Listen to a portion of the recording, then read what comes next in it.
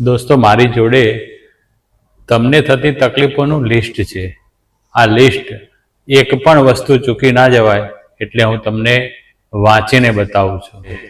સ્નાયુઓની નબળાઈ થાય અથવા તો સ્નાયુમાં ઘટાડો થઈ જાય, હાથ પગમાં ઝણઝણાટી અથવા તો હાથ પગ શૂન્ય મારી જાય, પગના તળિયાની અંદર બળતરા થાય, અથડીમાં પણ બળતરા થાય, શરીરના કોઈ પણ ભાગમાં અચાનક કરંટ લાગતો હોય એવો ઝટકો આવે, ચાલતી વખતે તમારું સંતુલન જતું રહે અને તમને પડી જવાની બીક લાગે, સામાન્ય સ્પર્શ ઘણીવાર થાય તમારા પગમાં કે એમાં તો પણ ઘણો દુખાવો થાય.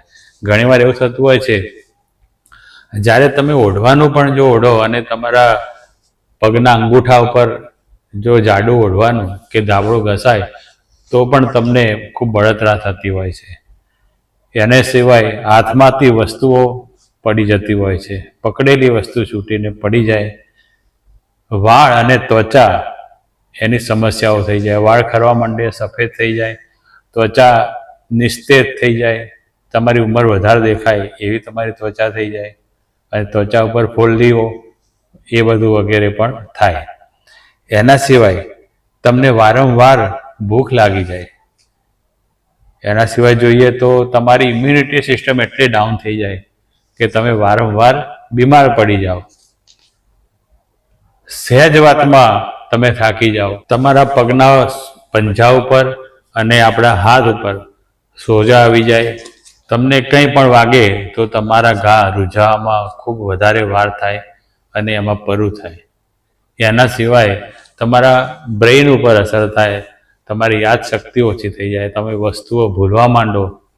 એના સિવાય તમને બ્રેઇન ફોગ થાય એટલે કે અસમંજસ ઊભી થાય, રાત્રે બરાબર ઊંઘ ના આવે. આ બધી માનસિક પરિસ્થિતિઓ પણ તમને થાય છે. દોસ્તો, આ બધી જ તકલીફોથી તમે બહાર નીકળી જાઓ અને તમારું ડાયાબિટીસ પણ રિવર્સ થઈ જાય એવી આજે વાત કરવાનો છું. હરાવો ડાયાબિટીસને મિશનને બિલકુલ સુસંગત આજના વિડીયોમાં આપણે એવી એક વસ્તુ વિશે વાત કરીશું કે એ વસ્તુ ઘણા લોકો કહે છે કે ખાઈ લો, પરંતુ તમે ખોટી રીતે ખાઓ છો. તો એ વસ્તુ ખાવાની સાચી રીત પણ હું બતાવીશ. તો ક્યાંય જશો નહીં. હું છું દીપ્તેશ અને તમે જોવાનું શરૂ કરી દીધું છે હેલ્થ કેમ્પસ. હું તમને એ વસ્તુ ખાવાની સાચી રીત તો બતાવવાનો જ છું, એની સાથે સાથે બે એવી રેસીપી પણ બતાવીશ કે એ વસ્તુ એની અંદર આવે અને સ્વાદની સાથે તમારું સ્વાસ્થ્ય જળવાય. ટેસ્ટી વાનગીઓ પણ હું તમને બે બતાવવાનો છું. દોસ્તો, આ બધા લક્ષણો આપણને કેમ આવે છે એના બે રીઝન હોય છે. એક, તમારા બ્લડની અંદર શુગર વધી જાય અને બીજું રીઝન એ છે કે તમારું પોષણ ઘટી જતું હોય છે. પોષણ એટલે લગભગ તમામ તત્વોની તમારી ઉણપ પડે છે. એમાં ખાસ કરીને પ્રોટીનની ઉણપ ઊભી થાય છે. આપણે પાછલા વિડીયોમાં ડિસ્કસ કર્યું હતું એ રીતે ઘણીવાર ઓટો ઇમ્યુન પરિસ્થિતિ ઊભી થાય અને તમારું શરીર જ તમારી ઉપર હુમલો કરે તો તમારું ચરબી અને પ્રોટીન પણ તમારું શરીર ખાતું હોય છે. એના સિવાય તમને માઇક્રો અને મેક્રોન્યુટ્રિયન્ટની કમી થઈ જાય છે. માઇક્રોન્યુટ્રિયન્ટમાં વિટામિન્સ, મિનરલ્સ એ બધું તમને મળતું નથી. તમે ખાઓ છો ખરા પણ તમને મળતું નથી, તમારા શરીરમાં અવેલેબલ નથી થતું. હવે આપણે આ પરિસ્થિતિમાંથી બહાર નીકળવું હોય તો આપણે શું કરવું જોઈએ? તો આપણે પ્રોટીનયુક્ત વસ્તુઓ ખાવી જોઈએ. પ્રોટીનયુક્ત વસ્તુઓ ખાવામાં શાકાહારી લોકોએ એક ધ્યાન રાખવું પડે કે તમે જ્યારે એક પ્રોટીન લો છો ત્યારે એમાં તમને બધા જ એમિનો એસિડ નથી મળતા. તો તમારે શું કરવું જોઈએ? એ પ્રોટીનની સાથે બીજું પ્રોટીન પણ સામેલ કરવું જોઈએ.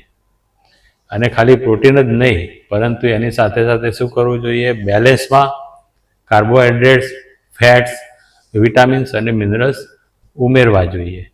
સાથે સાથે એવા પદાર્થો પણ ઉમેરવા જોઈએ જે તમારા આંતરડાની અંદર સારા બેક્ટેરિયાનો વિકાસ કરે. સારા બેક્ટેરિયાનો જ્યારે વિકાસ થશે ત્યારે જ તમને માઇક્રો પોષક તત્વો તમારા શરીરમાં અવેલેબલ થશે. તો દોસ્તો, એક ચમત્કારિક લગભગ કહીએ કે 100 દુઃખોની એક દવા પ્રોટીન માટે આપણને ઘણા બધા લોકો કહેતા હોય છે કે તમે સારામાં સારું પ્રોટીન લેવું હોય તો ફણગાવેલા મગ ખાઓ.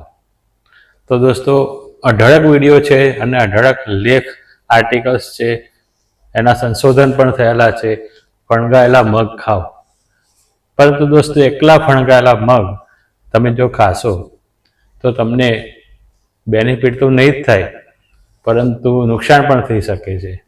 તો આપણે જોઈએ કે તમને ફણગાવેલા મગનો મેક્ઝિમમ બેનિફિટ કેવી રીતે થાય અને નુકસાન ન થાય. દોસ્તો, ફણગાવેલા મગ જ્યારે તમે કોઈ પણ પ્રકારના આયોજન વગર, કે જ્યારે બધા કહે છે કે ખાવ ખાવ એ રીતે ખાવ, તો તમને 3 પ્રકારના નુકસાન થઈ શકે. પહેલું નુકસાન, ફણગાવેલા મગ એ સંપૂર્ણ પ્રોટીન નથી, એટલે તમે મગ ખાઓ તો પણ તમને તમારા જરૂરી બધા જ પ્રોટીનના પ્રકારો અવેલેબલ ન થાય. બીજી વસ્તુ છે, ફણગાવેલા મગની અંદર એક એન્ટીન્યુટ્રિયન્ટ તત્વ હોય છે. આ એન્ટીન્યુટ્રિયન્ટ તત્વ જો તમે એને કાઢો નહીં અથવા ઓછું ના કરી દો તો શું થાય, એ તમારા પેટમાં અંદર જઈને તમારા શરીરની અંદર અમુક માઇક્રો પોષક તત્વોનું જે શોષણ થવાનું હોય એની વચ્ચે દિવાલ બની જાય અને માઇક્રો પોષક તત્વો તમારા શરીરમાં ના જઈ શકે.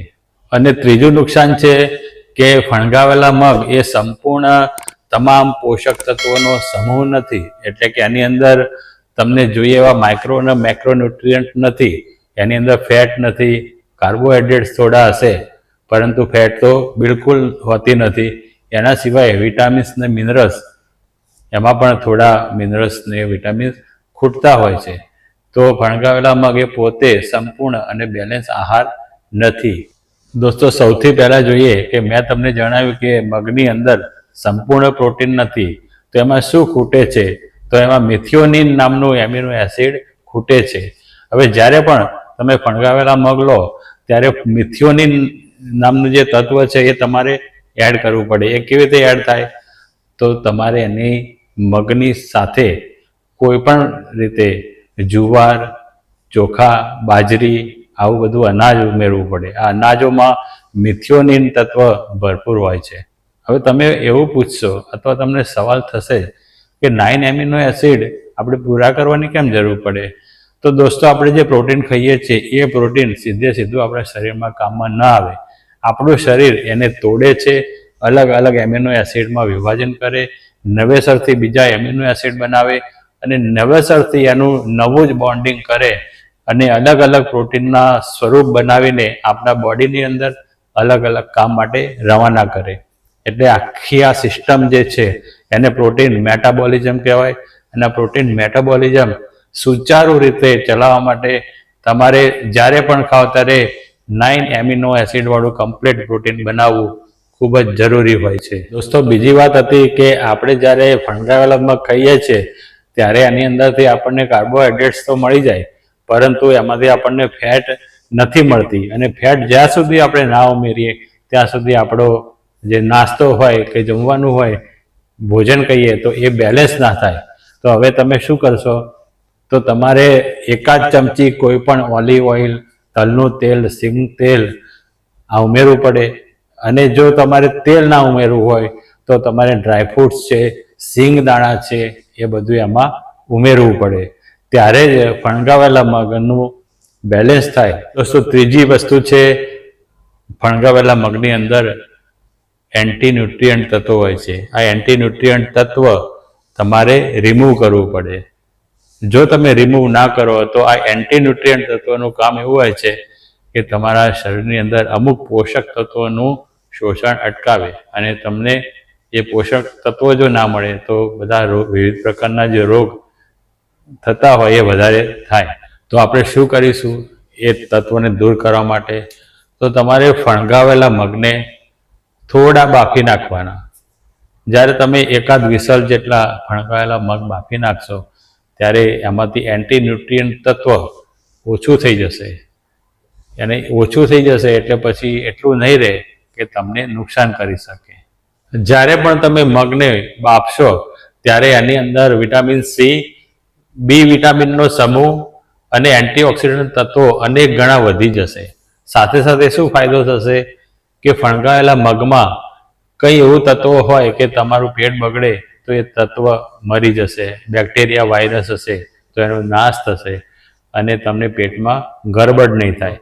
જ્યારે પણ તમે તમારા મગની અંદર બાફશો પછી એની અંદર તમે ડ્રાયફ્રૂટ્સ ઉમેરશો, સિંગદાણા ઉમેરશો અથવા તો થોડું અડધી ચમચી તેલ ઉમેરશો અને એને બેલેન્સ કરવા માટે જ્યારે તમે બાફેલી જુવાર કે જુવારના મમરા કે સાદા મમરા એવું કંઈ ઉમેરશો તો શું થશે?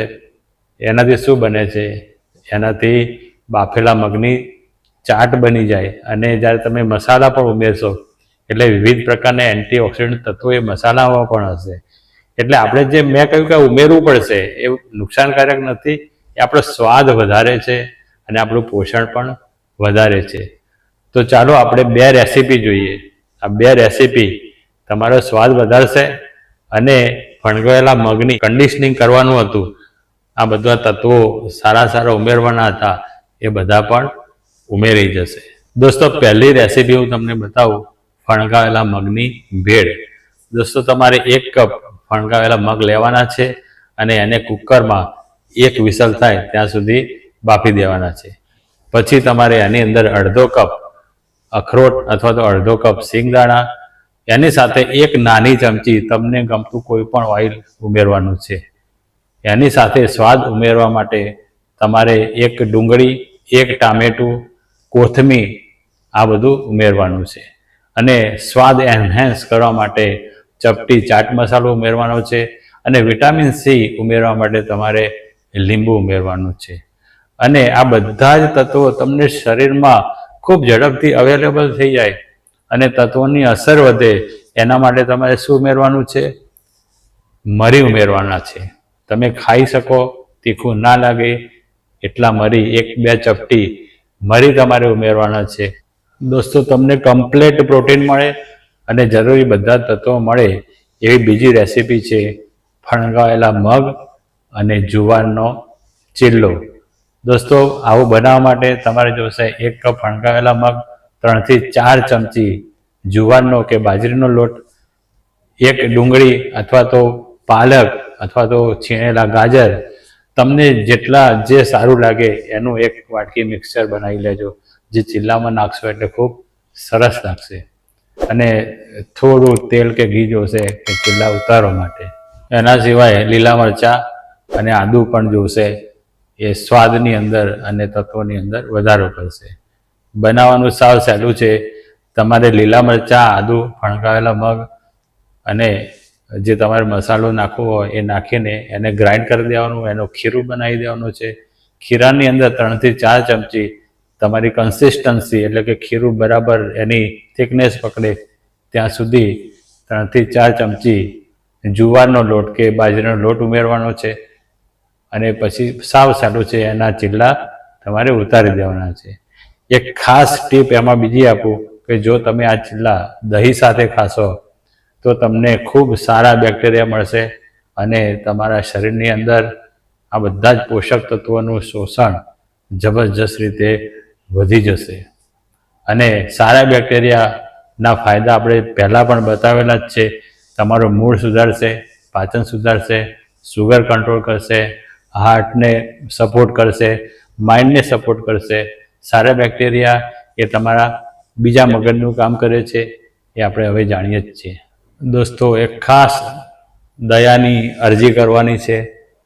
દોસ્તો, મેં જાતે રૂબરૂ ડાયાલિસિસ કરાવતા લોકોની પરિસ્થિતિ જાણેલી છે અને એવા કેટલાય લોકો નવી કિડની મળે એ પહેલાં બિચારા ડાયાલિસિસના મશીનથી જ્યારે બધું શોષણ થઈ જાય અને ધીમે ધીમે એમનું શરીર ખલાસ થઈ જાય એટલે આપણને છોડીને જતા રહેતા હોય છે. દોસ્તો, મેં નિશ્ચય કર્યો છે કે જેટલું જેમ બને એટલું કામ એમના માટે કરવું. દોસ્તો, હું એકલો કરીશ કે તમે એકલા કરશો તો આપણે પૂરતું કામ નહીં કરી શકીએ. આવા લોકોને બચાવવા હોય, જે ડાયાલિસિસ કરાવતા લોકોને બચાવવા હોય, એમાં બાળકો પણ ખૂબ વધારે હોય છે. તો આપણા બાળકોને બચાવવા હોય અને આપણા યુવાનોને બચાવવા હોય તો શું કરવું જોઈએ આપણે? તો આપણે એમને બીજું કશું જ નહીં પણ જે ડાયાલિસિસ જ્યારે એ લોકો કરાવે છે ત્યારે એમના શરીરમાંથી બધું જે શોષણ થઈ જતું હોય છે. એ શોષણને આપણે પોષણથી પૂરું કરવું પડે. તો આપણે પોષણ માટે શું કરી શકીએ?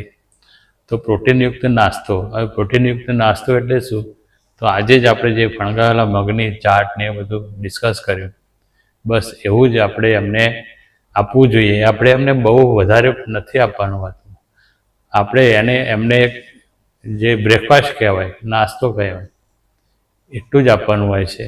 અને એટલું આપવાનો ખર્ચ એક પેશન્ટનો લગભગ 50 થી 70 રૂપિયા થતું હોય છે. આપણે જેટલું સારું ઉમેરીએ એટલું સારો નાસ્તો બને અને એનો ભાવ એટલો વધે. દોસ્તો, મને જેટલું ડોનેશન મળે છે કે મારી શક્તિ પ્રમાણે હું આ કામ કરું છું, પરંતુ આપણે સાથે મળીને કામ કરવાનું જરૂર છે. મારી સંસ્થા અસુમતીબેન ફાઉન્ડેશન આ કામ કરે છે. બીજા પણ અમે કામ કરીએ છીએ, પણ આ કામ મને મારા દિલની નજીક છે અને માનવતાનું કામ છે. તો દોસ્તો, જો તમારો સહયોગ મળશે તો આપણે જે લોકો મરતા હોય એ મરતા લોકોને બચાવી શકીશું. તો દોસ્તો, સ્ક્રીન ઉપર QR કોડ આપતો હશે અને નીચે ફર્સ્ટ ફોર્મેટમાં હસુમતીબેન ફાઉન્ડેશનનો બેંક એકાઉન્ટ નંબર અને બીજી વિગતો આવશે. હું તમને જે UPI ID હોય છે એ પણ આપીશ. તો દોસ્તો, તમારાથી જેટલું બને એટલું, એક પેશન્ટનો ખર્ચ 50 રૂપિયા આવતો હોય છે અને એ રીતે આપણે 365 દિવસ સેવા કરવાનું એક આયોજન છે. પરંતુ એ તમારા બધાના સહયોગ વગર થઈ શકે એવું નથી. અમારી સંસ્થા પાસે IKDRCના ડાયરેક્ટરશ્રીનો સંમતિપત્ર પણ છે. એમને અમારું કામ જોઈને અને અમારે જે લઈને જઈએ છીએ રેસીપી જોઈને પણ અમને પરમિશન આપી છે કે અમે એમને પેશન્ટોને નાસ્તો આપી શકીએ. દોસ્તો, તમે વિચારશો કે હું ભીખ માગું છું, તો એ સાચી વાત છે. હું ભીખ માગું છું, પણ મારે બચાવવા છે. મારે ડાયાલિસિસ કરાવતા લોકો છે, એમને નવી કિડની મળે ત્યાં સુધી બચાવીને રાખવા છે. દોસ્તો, નવી કિડની જલ્દીથી મળતી નથી. એ એક આ પાછો બીજો આખો માનવતાનો વિષય છે. આપણા લોકોમાં ખોટી માન્યતા હોવાથી શું થાય છે, બધા શરીરને બાળી નાખે છે, દાટી દે છે, પણ કોઈને કોઈ અંગ નથી આપતા. જ્યારે પણ શરીર બળી જાય એટલે જે કિંમતી ઓર્ગન્સ જે 8 લોકોના જીવ બચાવી શકે એ બધા જ નાશ થઈ જાય છે. દાટી દઈએ તો પણ એ જ થાય છે. તો દોસ્તો, સાથે સાથે હું તમને આ પણ અપીલ કરું છું, જેટલી વહેલી કિડની કે વહેલું લીવર મળશે કે વહેલી કોઈ પણ હૃદય મળશે, ફેફસા મળશે, ત્યારે એ માણસો એમની યાતનામાંથી બહાર આવશે અને મરતા મરતા બચશે. તો દોસ્તો, આ 2 અપીલ છે. તમારામાં માનવતા હશે જ તો તમારી માનવતા જેટલું કહે એટલી મદદ મને જરૂર કરજો. ધન્યવાદ.